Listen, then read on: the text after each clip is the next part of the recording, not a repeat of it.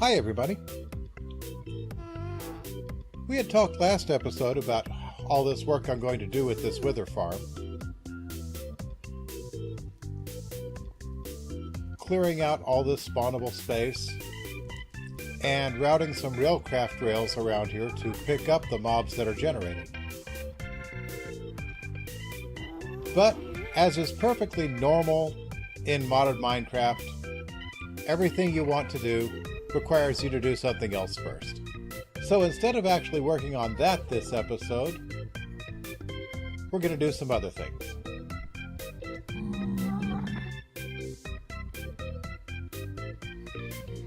I was planning to use an RF Tools quarry in order to clear out all that space. But as you may have recalled, I have nerfed the power requirements on that thing, so it actually requires more power to run. So running it off batteries is problematic. Unless you have some big batteries. Immersive Engineering has some pretty cool stuff, but their largest battery is not going to be powerful enough for my needs. RotaryCraft, however, has a storage battery that holds 60 TRF. And that's a lot of power. Unfortunately, to make the RF energy crystal that runs it, you need an auroral energy crystal, which takes one of these, and so on. It takes 8 stacks of diamonds to make this thing. I don't have 8 stacks of diamonds.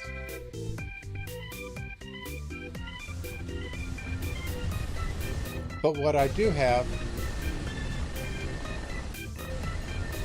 is this extractor running full time, which gets me about 5 diamond out of every diamond ore.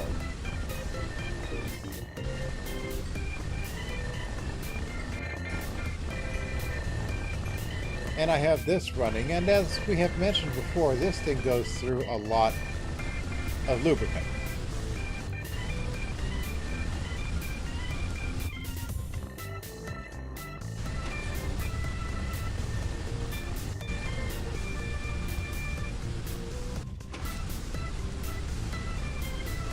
More than I'm producing, as you can see.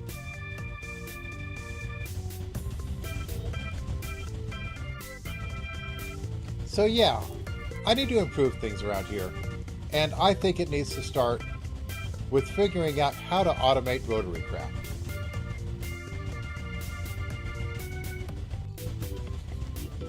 So the key to automating all of this RotaryCraft stuff is going to be using ElectraCraft. I have been doing some research, which means mostly watching Sentinel H's videos on ElectraCraft, and I'm pretty sure that I'll be able to set this up without turning the mighty acorn into a smoking, burning crater. Pretty sure.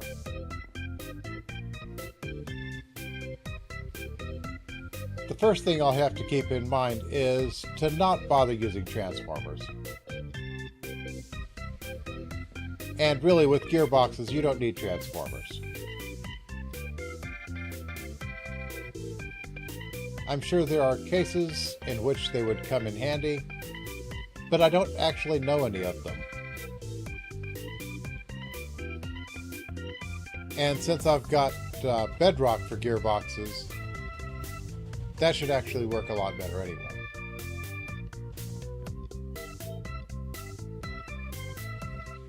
But before I do that, I want to take down these water wheels and raise everything about 15 meters and get it nicely out of the way.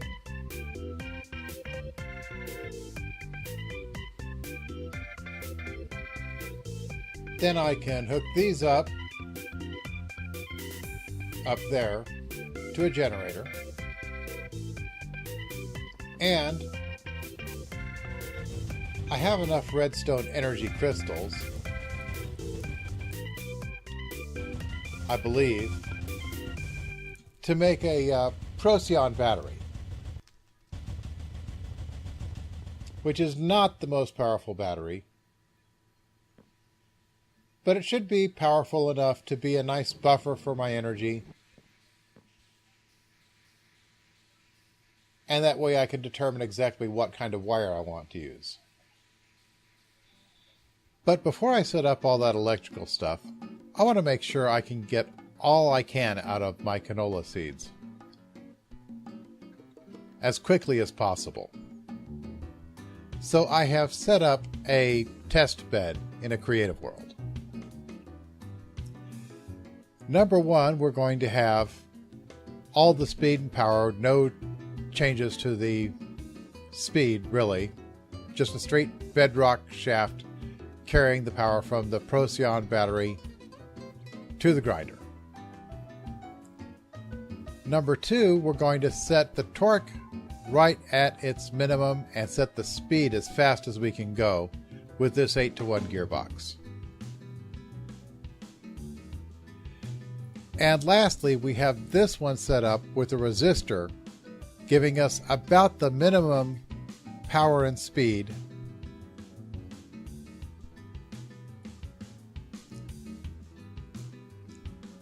to get this grinder going. Each of them has 5 stacks of canola seeds.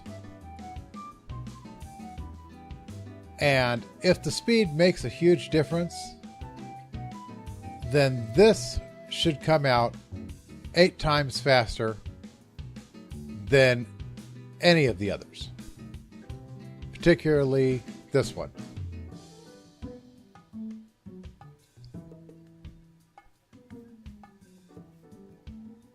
And if it makes no difference at all once you meet your initial torque, then this should go just as fast as all the others, and this will allow us to save power.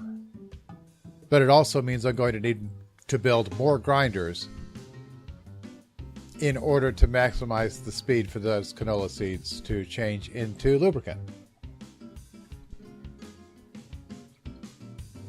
So, the race is on.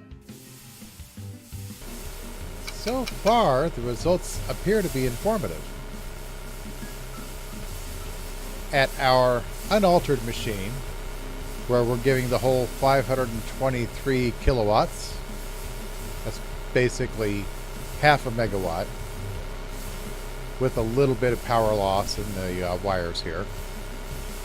And we're probably losing some efficiency heating up this motor so much.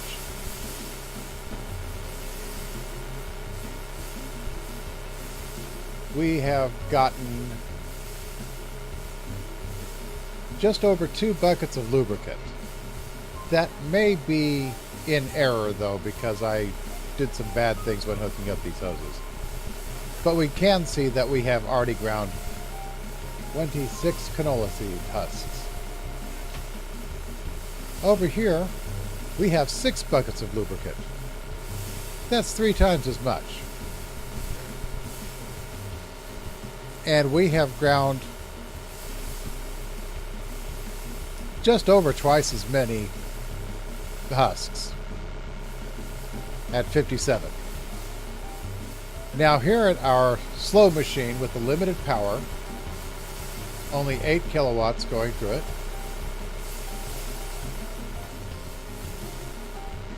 we have 19 seed husks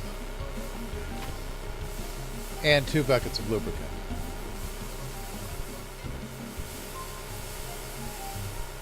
Now this one's up to 2.5 now.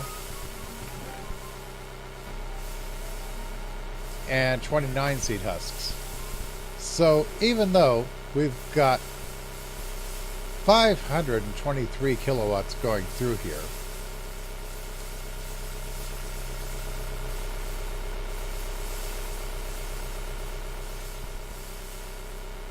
it's only doing about half again as much as this one. So I'm going to continue this test to its completion.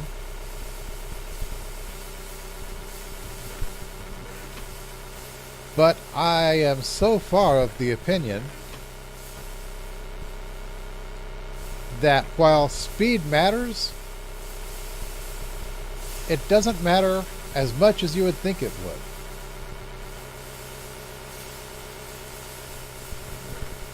We've got just over a stack of husks here, 22 husks here. So yeah, if this thing was actually working 8 times as fast as this one, we would be looking at over 2 stacks.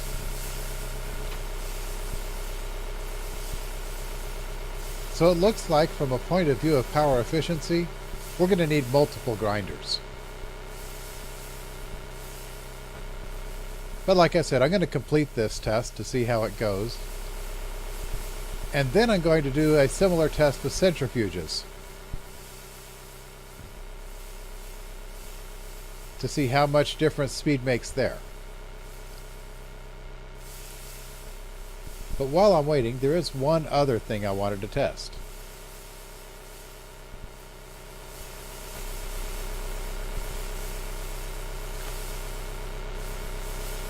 Over here I have a full Procyon battery, and here I have an empty Procyon battery. If I put down a comparator, it shows no signal from the empty. To be expected. If I put it hooked up to a full battery, I get signal. That's very important.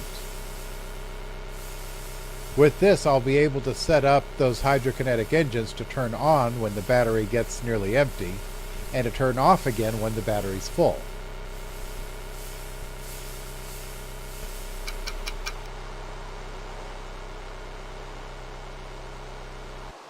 All right.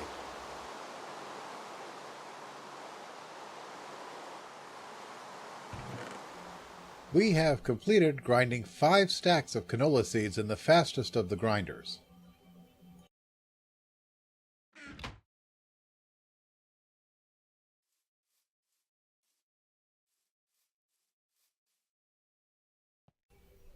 That's with the 8-to-1 gearbox.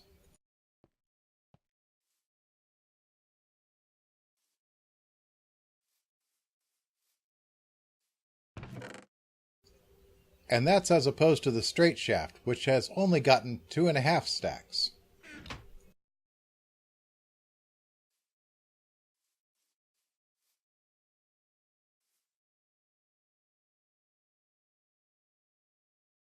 So yeah, running with 8 times speed does work faster, but it doesn't work 8 times faster. It only goes about twice as fast.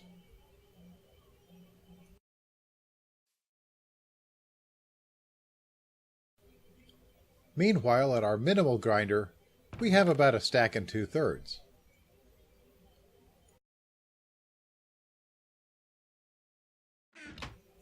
So less than either one, but not exactly 1/8.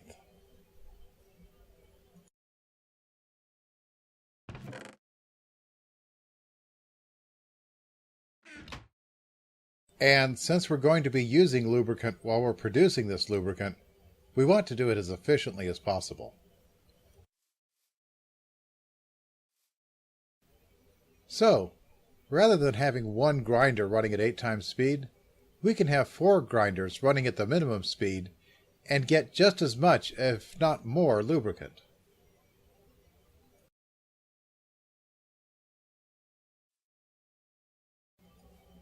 And we'd be using quite a lot less power, which means we'd be running the hydrokinetic engines less, which means we'd be using less lubricant.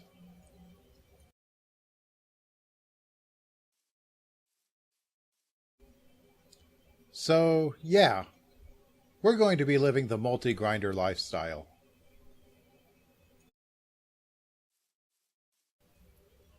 And I'm still working for the test bed for the centrifuges.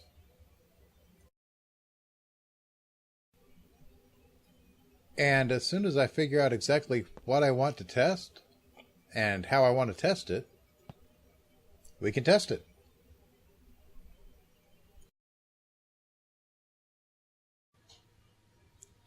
Alright, so here is our centrifuge testing rig. and we're basically testing differences in speed. Over here, this one is set for the lowest power that we could get, with a torque of only 2 Newton meters, because I couldn't get it down to 1, and a speed of 32 kiloradians per second, which gives us a power of just over 16 kilowatts. Over here, we have about 523, 32 times faster than the other rig. If the speed differences are strictly linear, then this one should go through the 4 stacks of canola seed husks that I have given it by the time this one goes through 8 husks. Which is a crazy speed difference. It would really surprise me if that worked out strictly linearly.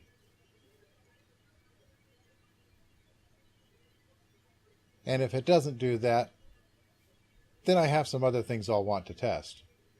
But first, let's see how this works out.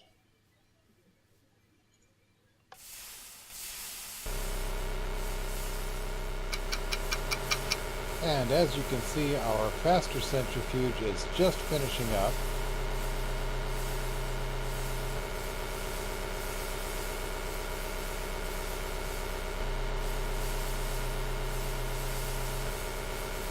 And we can go ahead and turn it off now. So, that is all 4 stacks of husks gone through. While over here, we have gone through just over half a stack.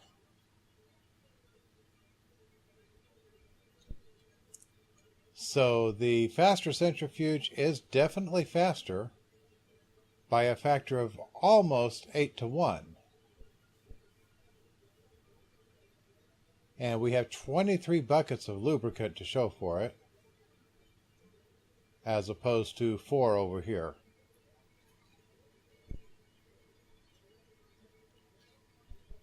Well, 3.5. So yeah, again, a distance of right around 8 to 1. Now that's pretty useful information. Although I don't have any plans on running a centrifuge at the full 260 amps. Or rather 256 amps that the Procyon battery can put out. I think what I will do is test this slowest version of the grinder again to see exactly how long it takes to go through a stack of seeds.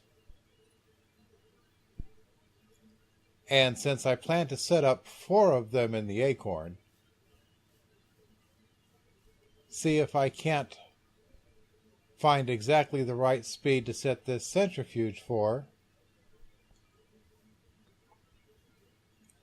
so that it will go 4 times as fast as the grinder, therefore keeping it up exactly with 4 grinders in the acorn.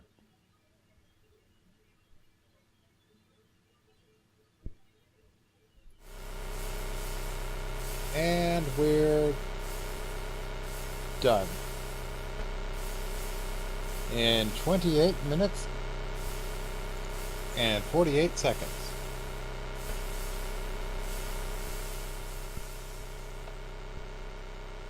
So a fourth of that is 7 minutes and 12 seconds.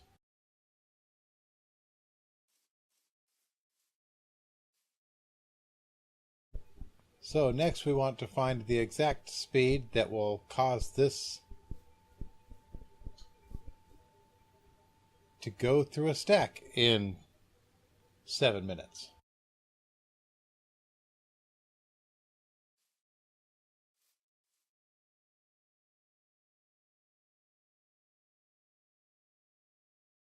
So the first thing we'll want to do is see if this will even go through a stack in 7 minutes. And we don't need to run that half. And start.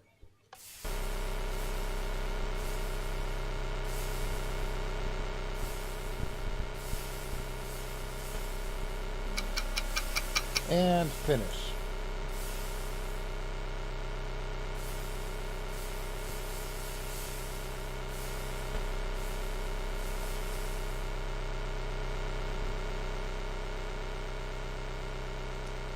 Now that took about 3 minutes and 10 seconds. That's good because I have no intention of running a centrifuge with the full output of a Procyon battery. But it does mean we get to do some math. And I guess we should start by halving the output here.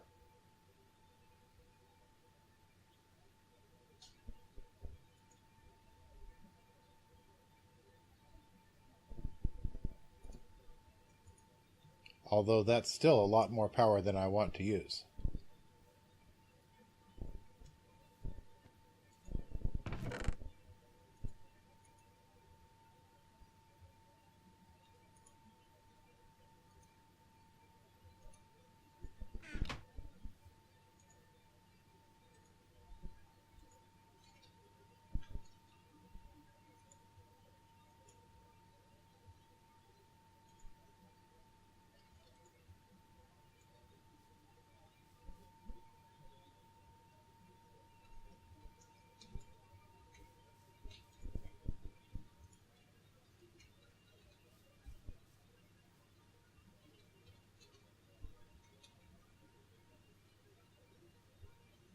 And off we test some more.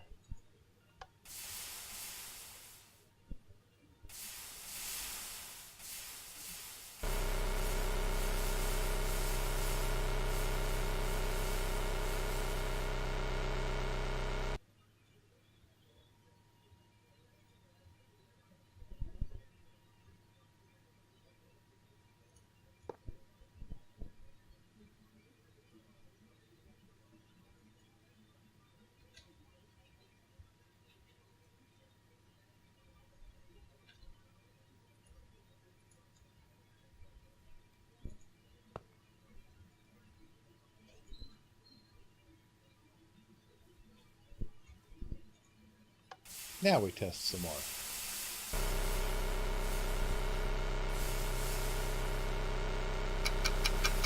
And finished in 6 minutes and 25 seconds.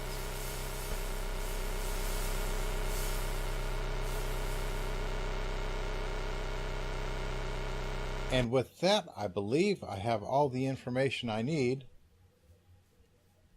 to set up electric lubricant.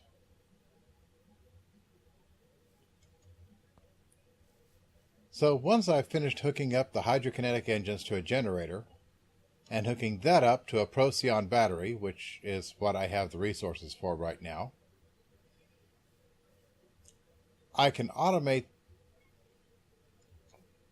4 grinders running on 16 amps and 1 centrifuge running on 130 amps, which actually is quite a bit of power. However, it should still be generating quite a lot of lubricant without having to use the hydrokinetic engines all the time. In fact, they should only be running a fraction of the time, keeping the Procyon batteries charged,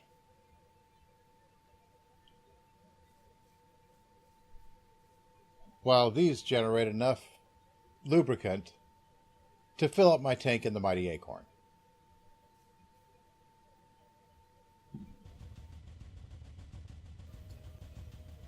Alright, so here's our row of hydrokinetic engines, moved up nicely out of the way, and there's our generator and our Procyon battery, and this is our charging circuit. Now this is a comparator from Project Red, and as the battery fills up, it'll put signal into both of these wires.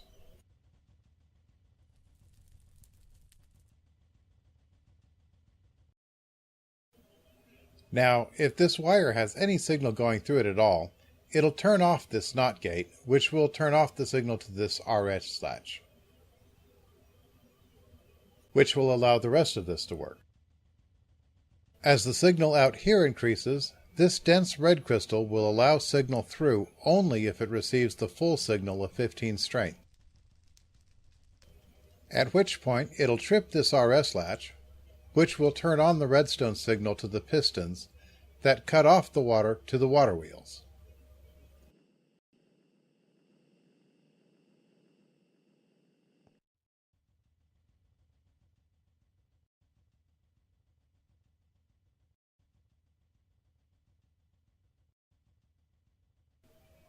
At that point, the Procyon battery will begin to drain until it gets really low, at which point the comparator will stop sending signal to this NOT gate. The NOT gate will flip the RS latch, turning off the signal to the pistons, allowing the water to turn the hydrokinetic engines again.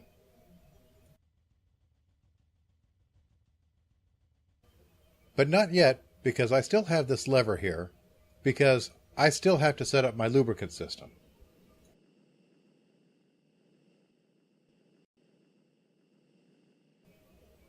Because, as you can see, I need more lubricant. So over here we have a situation that's similar to the battery but different, in that what I have is comparators on the top and bottom tanks, so that when this one gets close to being empty, it will send the signal, or actually it'll fail to send a signal through the NOT gate, which will send a signal to the RS latch and turn it on. And of course, when it fills up, it'll send a signal and switch the RS latch to turn off the machinery. And all we're waiting for now is for me to hook up this redstone here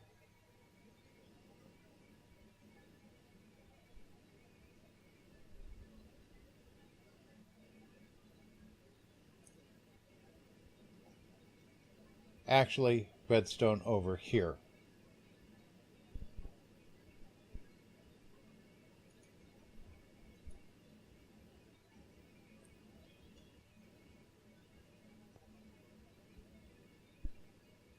And we'll use this plank to insulate the top from the bottom.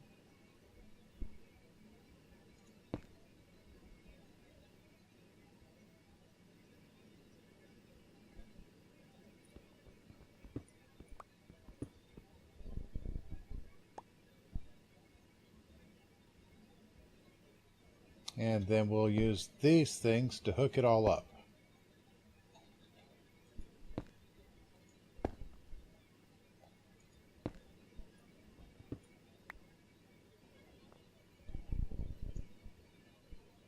So that's sending our signals to the relay, which should be turning on the motors, except that they don't have power yet because I haven't started the water wheels.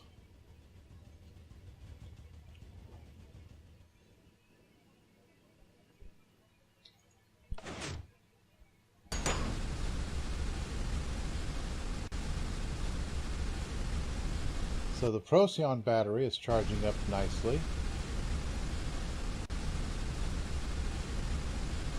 No voltage is going through the wires yet because I don't have a redstone signal for the battery.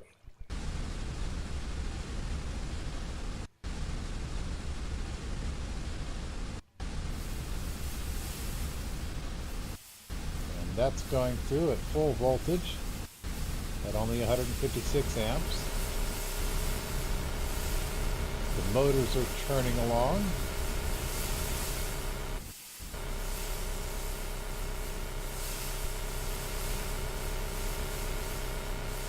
The grinders are grinding.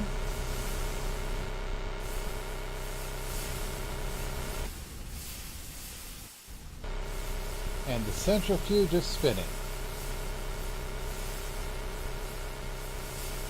But I haven't put an extractor on the centrifuge. That's the only thing I've forgotten. So I'll get that put on there really quick.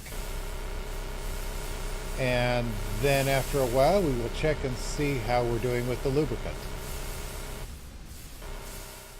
Alright, so we've got the extractor hooked up to that centrifuge.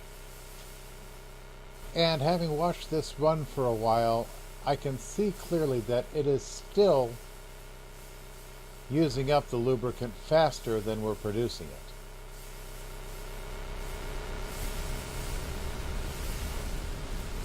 But on the other hand,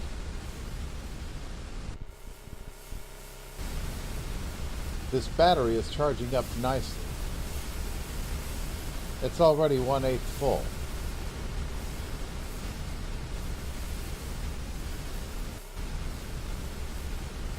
Which means to keep these grinders running all the time, we are not going to have the water wheels running all the time.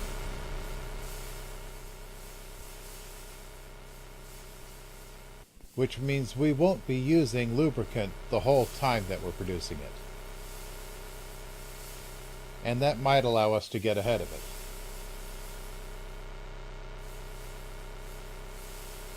We should know in a few minutes once that battery's full, and we can observe how quickly it drains. Alright, so the bad news is we are not going to have enough lubricant to keep these water wheels running long enough to fully charge this battery. But the good news is we're more than halfway charged. And that should let us find out whether we have enough power in this battery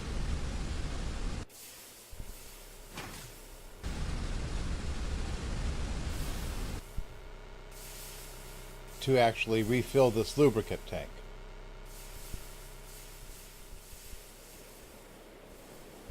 And that would be the important question. Of course, that still consists of a lot of waiting around, so let the waiting begin. Alright, so I'm watching this go, and we're more than halfway empty from where we started.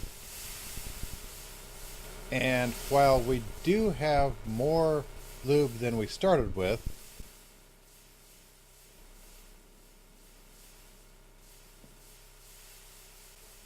it's really not coming in at the rate that I wanted to.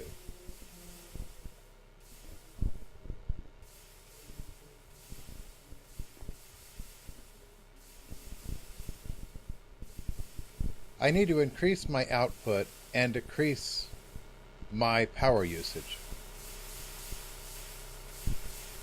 And I think what I really need to do to that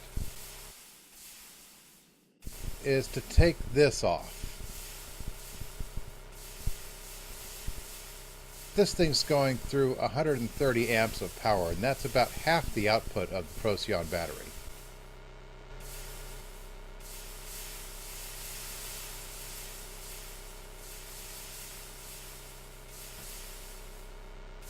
And all that is to provide 90 millibuckets of lubricant per hub. And to keep up with these 4 machines. But these 4 grinders here are only using 16 amps.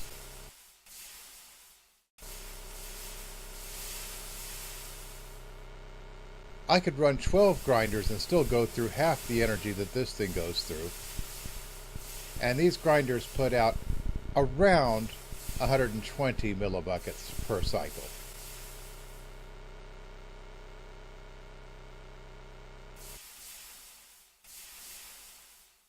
So for half the energy, I could get 4 times the output of this thing.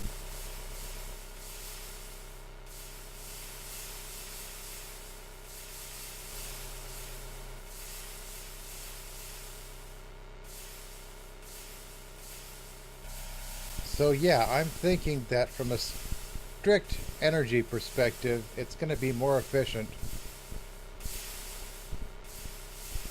to just void the husks.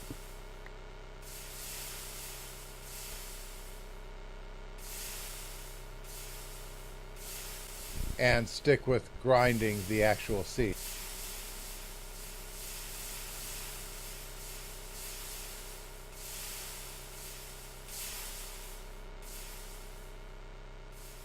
And that should also give me the benefit of making this battery last a lot longer. We'll just have to see how that goes. In the meanwhile, I guess I want to build more grinders. I definitely need to increase my lubricant output because I want it to produce more lubricant than the water wheels use even when it's running. And 4 more grinders. And time will tell if that actually keeps up with these hydrokinetic engines.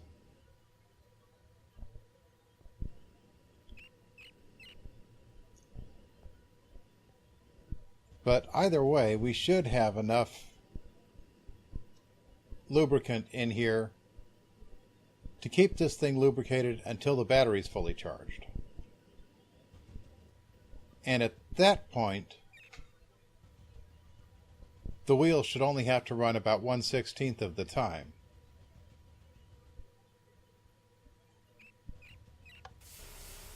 Because we're generating about 4 megawatts of power here. And we're only consuming about 32 kilowatts.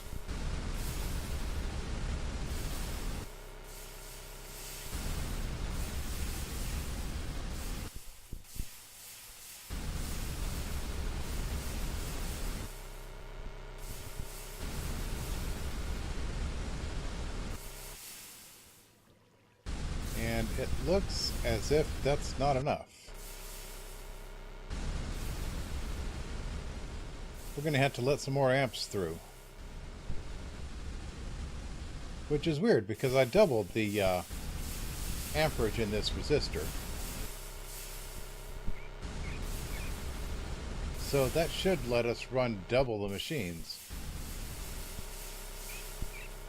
And 63 amps seems to be doing the job.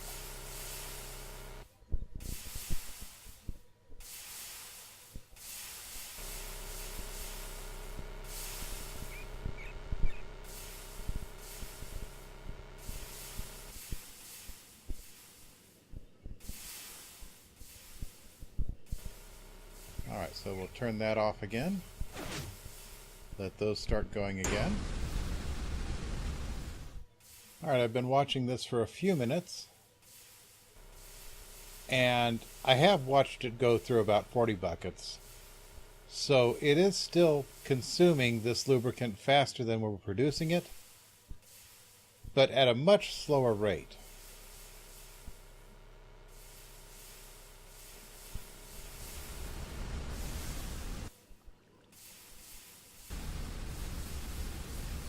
So if I add 4 more,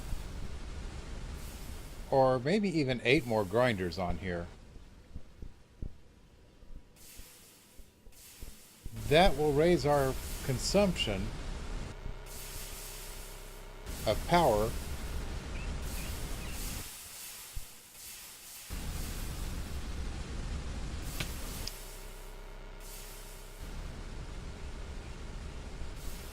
but it should also raise our production above that.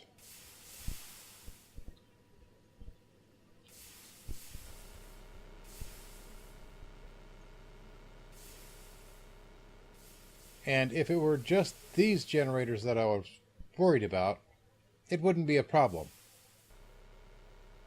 Because while this thing is consuming more lubricant than it produces, it's only doing that about 1/16 of the time. It'll be able to spend the rest of the time running on battery power until the battery runs low. It only needs to spend about 1/16 of the time charging that battery. But I have another set of hydrokinetic generators that I want to be powering off of this. And that one I would be leaving on all the time. So I need to produce enough lubricant for all of that.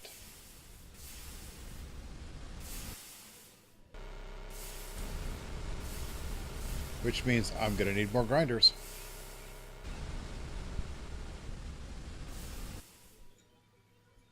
And 16 grinders. Of course, every time I double the number of grinders here, it becomes 2.5 times more complex. Which means there's a still greater chance that I screwed something up. And we'll just have to see about that. But I have set up all the shafts and the logistics pipes routing,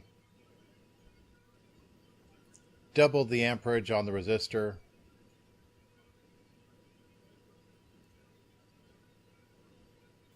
so we're just about ready to get it going. Just as soon as I connect the redstone, which should turn on the motor.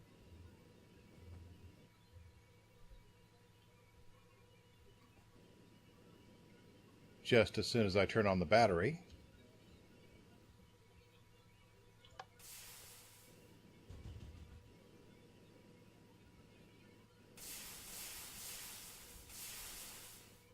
And it certainly looks as if we have 16 grinders running.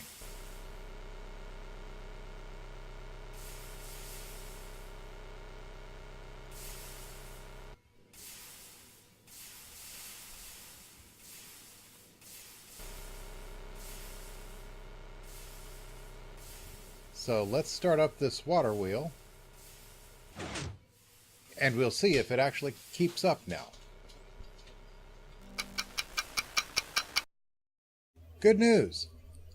It took about half an hour to be sure, but I am producing just a little bit more lubricant than I'm using up. So, that's good. That's exactly what I was shooting for there. And the next thing we get to check out fairly soon is whether this circuit will actually cut off the water to the water wheels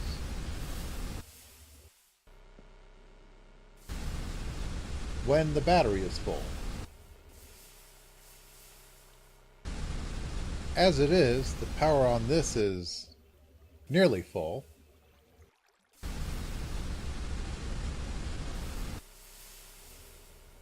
And I've gotten it to work when I did it by changing the minimum level on the dense red crystal.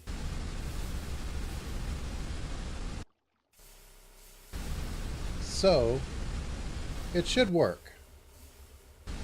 Probably. I think. Almost certainly. Well, the good news is the battery's fully charged. The bad news is it did not trip the RS latch.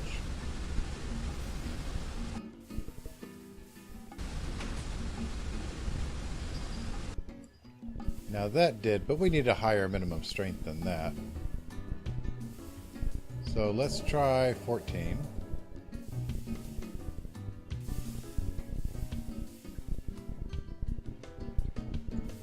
And then hopefully this won't be tripped until this signal gets all the way down to 0, which would mean that this battery is fully discharged.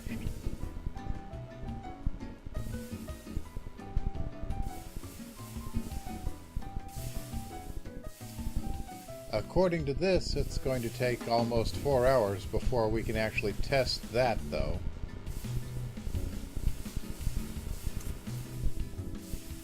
But I'm pretty sure that it's working the way we want it to.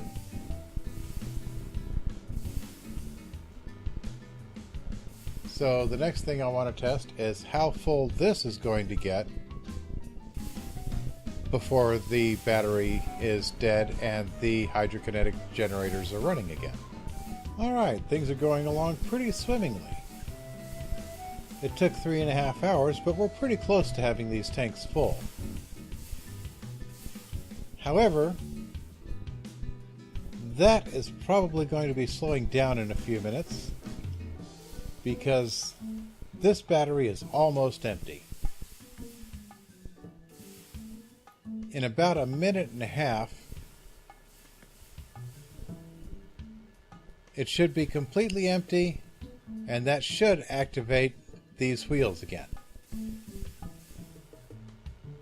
And yep.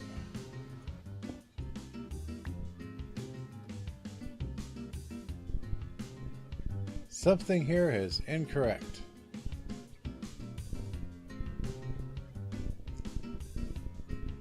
There's no signal coming out of this, so obviously it's coming out of here.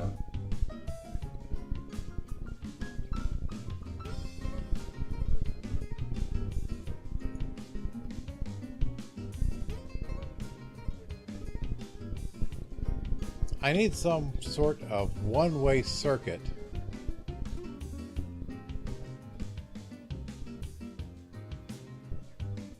so that this power doesn't get through into here.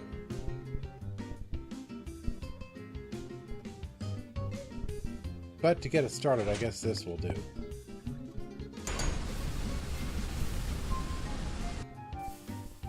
And it should at least stop automatically. Woot! Woot, people, woot, I say. I was actually away when it happened, but my tanks filled up, and it turned on the comparator, which turned off all my machinery.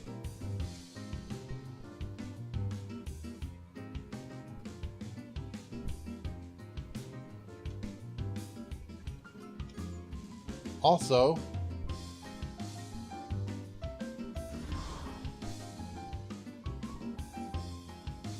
I've got this working properly. I had to put an extra corner piece for the red crystal. Apparently red crystal does not like to connect with red alloy wire from the side. It has to be at the end. But yes, we have a fully charged battery which has the hydrokinetic engines turned off.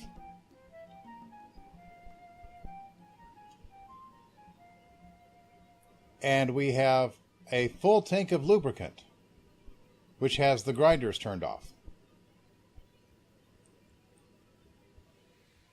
So there we are, RotaryCraft automated. Which should make the next part of my plan for quarrying the nether much easier. In order to run that RF tools quarry, I'm going to want a big battery. And that big RF battery from RotaryCraft should do nicely. But I'm going to need a lot of diamonds. So next episode, we're going to work on ways to get diamonds. I can think of at least 3 of them off the top of my head. Tune in next episode to see what they are. Till then, be sure to click like if you liked this episode.